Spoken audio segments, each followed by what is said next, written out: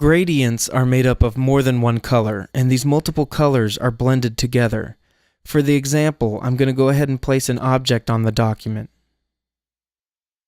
And I want to place a gradient on this object. So I'm going to go to Window and choose Swatch Libraries. Then Gradients. And in here I have a list of different types of gradient menus available.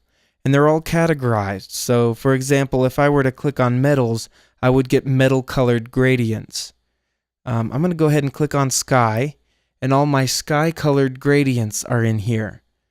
To apply a gradient to an object, I could select it and then click the gradient, or I can simply click, drag, and drop.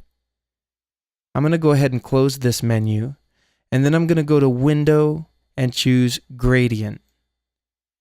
And if you're following along and your menu doesn't look just like this, go right here and click and make sure that the options are shown. Okay, here I can see exactly what's going on. We have a linear 2-color gradient. If I switch this to radial, you can see that the gradient works from the inside outward. If I switch it to linear, it works in a line. If I want to add colors to this gradient, I can click just beneath this line here. If I want to edit that color, I can double-click it and change it. And now I've got a 3-color gradient. If I wanted to add another point over here, I could. And I could change the color here.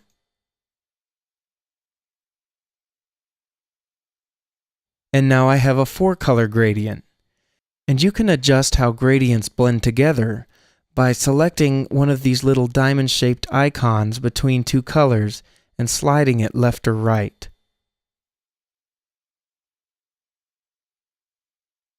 You can also slide the colors themselves.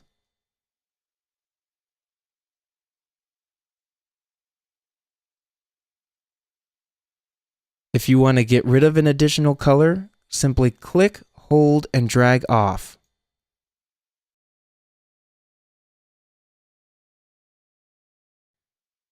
Okay, another way to edit the way this looks is to use this tool over here.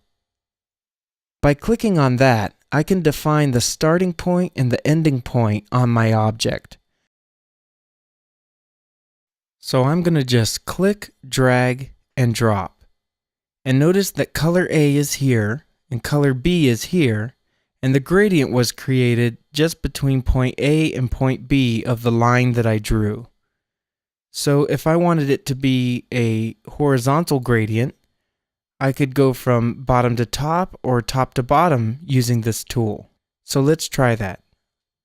I'm going to click, drag, drop. And if I wanted to switch the colors, I'd go from top to bottom. Click, drag, drop. If I wanted the gradient to be closer together, I would make a smaller line. Click, drag, drop. If I wanted the fade to be very gradual, I would draw a very big line. In fact, I'm not even constrained to the edges of this object. I could start the first point here, click, drag, and drop way over here. If I switch to radial, it works a little bit differently. Now it works from the inside outward. So if I click, drag, drop, you can see that the gradient was created from point A to point B. If I make a longer line, click, drag, drop, then the gradient fade is more gradual. Something else worth mentioning is that you can take a solid color from your swatch library and you can add it to your gradient. The way you do that is you would go to Window and then Swatches, and then you'd make sure that your color swatches were showing, and these are your solid colors, and you can click, drag, and drop into one of these squares.